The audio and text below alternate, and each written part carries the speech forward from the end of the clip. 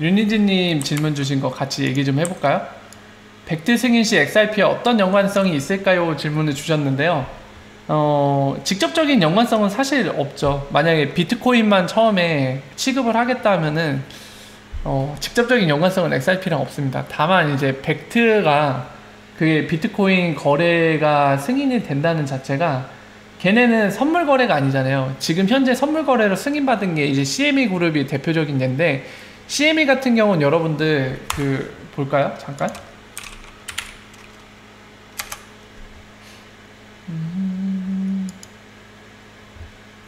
얘네는 CFTC 승인을 받아서 지금 이렇게 보시는 것처럼 선물 거래를 하고 있습니다. 비트코인.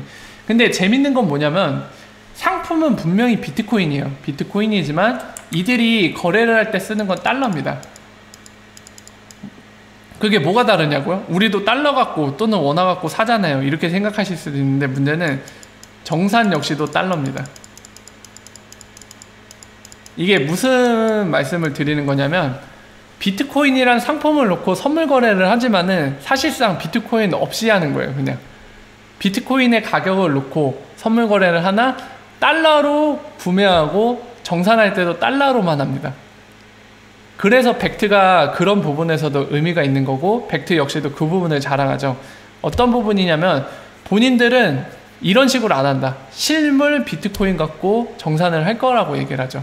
그러니까 예를 들면은 그런 거예요. 좀 더 여러분들께 와닿게, 좀 더 이제 디테일하게 말씀을 드리면, 제가 만약에 지금 롱을 합니다. 롱 포지션을 잡아요. 앞으로 비트코인 가격이 오를 거라는 기대로 지금 뭐 예를 들어서 7,000달러의 롱 포지션을 잡아요. 그러니까 지금 가격 기준으로 매수를 하는 거죠. 선물해서 매수를 해요. 근데 한 달 뒤에 이제 정산일인데 끝날 때 보니까 한 7,600달러가 됐어요. 그러면 600달러 이득이 발생한 거죠. 이거를 정산할 때 서로 차이가 있는 겁니다. 바로 이 지금 보시는 CME와 벡트의 차이는 뭐냐면은, 벡트는 요 비트코인이 600달러면은 뭐 0. 몇 개 되겠죠. 그거를 비트코인으로 지급을 해주는 거예요. 정산을. 근데 CME는 달러로만 하는 거예요. 이게 단순히 그냥 달러냐 비트코인이냐 뭐 무슨 차이 있습니까? 큰 차이 없지 않습니까? 이렇게 생각하실 수는 있는데, 유동성에서 차이가 나죠. 유동성. 사실 CME는 비트코인 자체가 필요가 없어요. 본인들로 보유를 안 해도 상관없어요. 그냥 달러로 시작해갖고 달러로 정산하면 끝이니까 비트코인 안 갖고 있어도 문제가 없단 말이에요. 그죠? 근데 벡트 같은 경우는 본인들이, 얘네들도 본인도 직접 자랑했지만은 본인들이 비트코인 직접 이제 커스터디 하면서 본인들도 보유를 할 거고 이걸로 정산을 해줄 거라고 하잖아요. 예. 이 비트코인 유동성이 더 늘어나겠죠. 실제로 움직이니까 이 거래에 의해서 현물 시장에도 영향을 더 많이 주겠죠. 이거는 달러로 정산하는데 영향 많이 못 주죠.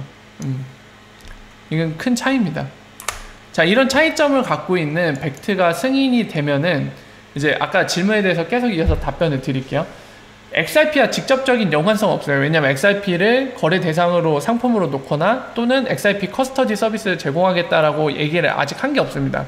그래서 비트코인만 취급을 한다면 직접적인 연관성은 없으나 간접적으로 한 2가지 정도를 고려할 수 있을 거예요. 뭐냐면 벡트는 여러분들 보셨지만 IC, 인터컨티넨털 익스체인지, 그게가 모체입니다. 거기가 어디죠? 바로 뉴욕 증권거래소.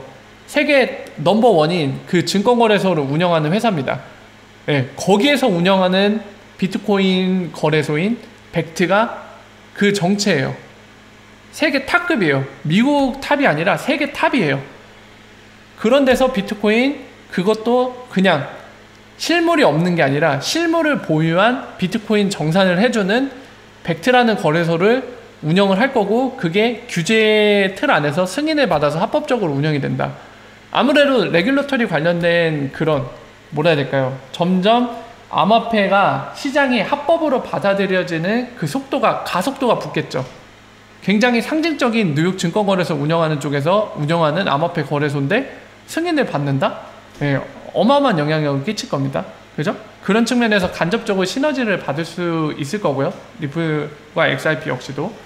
그리고 또 하나는 그런 거래소가 현재는 XRP를 처음에 지원을 안 하더라도 나중에 만약에 XRP 커스터디나 이제 상품으로 취급을 해서 그 안에서 거래를 해준다고 하면은 나중에 차후에 그런 시너지를 도입 당시에는 못 받겠지만 나중에 상장됐을 때 그런 시너지에 대한 기대를 해볼 수가 있겠죠. 뭐 그 정도로 볼 수 있을 것 같아요. 그 부분은.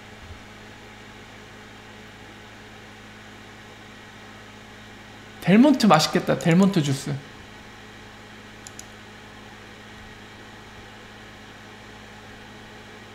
아, 매일 청산한대요? 그 벡트 한번 볼까요? 벡트 거래 계약서가 있어요. 가면은 여러분들 기사를 보시면 항상 팩트를 확인하십시오. 기사가 틀린 게 워낙 많고 그 돌아다니는 소식들 틀린 게 정말 많거든요. 이 선물 거래들은 다 계약서가 있어야 돼요. 네, 계약서 한번 보죠. 계약서 올려놨을 겁니다 아마. 어디 봅시다.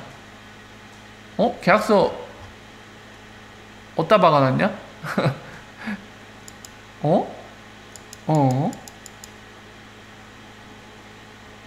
이것들이 계약서 어디다 박아놨어 이거.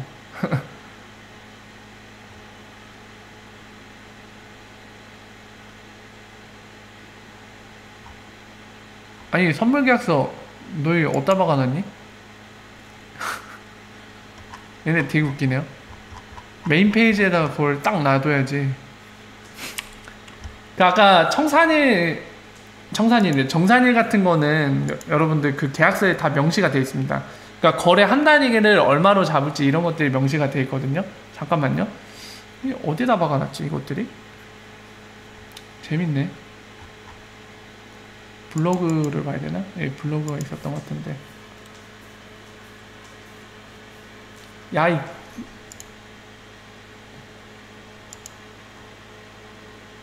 뭐 로그인을 하게 만드네.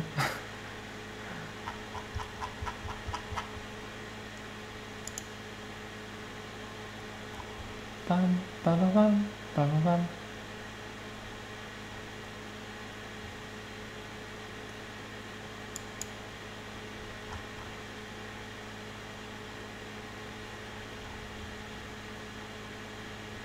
아니 계약서 얘네 계약서 치웠네요. 어디다 치워버렸니? 뭐가 문제가 있어서 치웠나? 얘네 원래 홈페이지에 계약서 명시를 해놓고 있었거든요. 근데 어디다 치웠어요. 안 보여. 예, 되게 당황스럽네요. 치웠어요. 선물 계약서를. 예, 컨트랙트라고 계약서를 명시하게 돼 있거든요. 뭘 말씀드리는 거냐면 치웠네요. 어디에다 갖다 박아놨는지 모르겠는데 치웠어. 보면 이 상품 명세 이런 식으로 존재해요. 그러니까 계약 단위는 어떻게 할 건지. 지금 CME 같은 경우는 이제 거래 한 단위가 비트코인 5개다.